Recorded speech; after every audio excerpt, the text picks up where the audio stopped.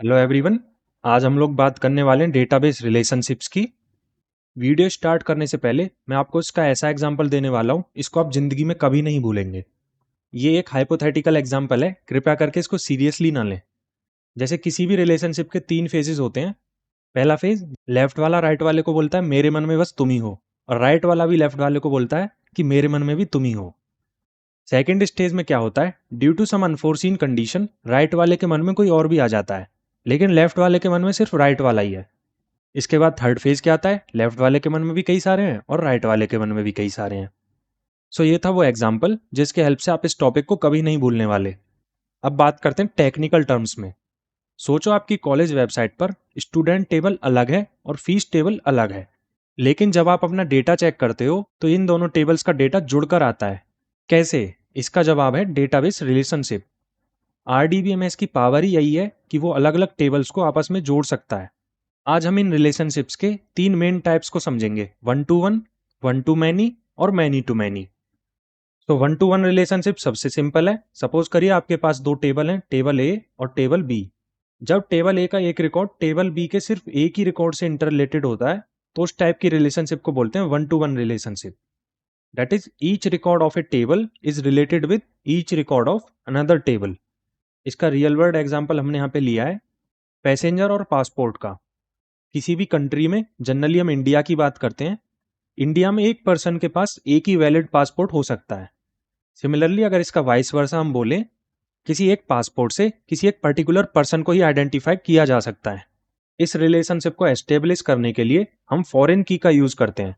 जैसे passenger table में हमने प्राइमरी की बनाई है आईडी, और पासपोर्ट टेबल में हमने उसी आईडी को एज अ फॉरेन की यूज किया है।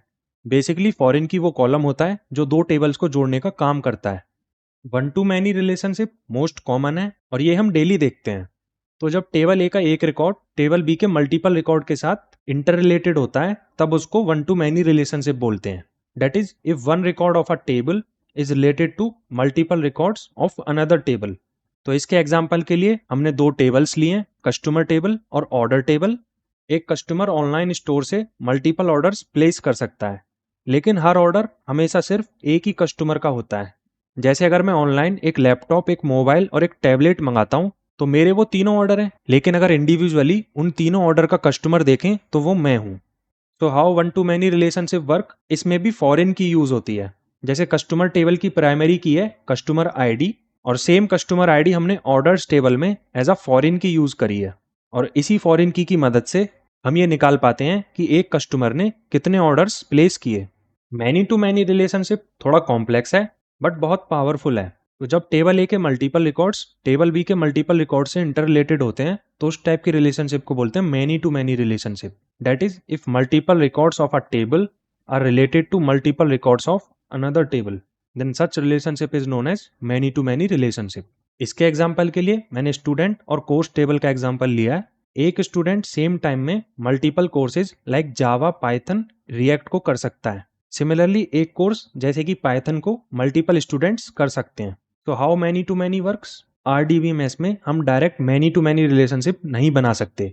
इसके लिए हम बीच में जंक्शन टेबल या जॉइंट टेबल बनाते हैं, जिसे एनरोलमेंट या मैपिंग कहते हैं। ये टेबल स्टूडेंट टेबल और कोर्स टेबल की प्राइमरी की को as a foreign key store करता है।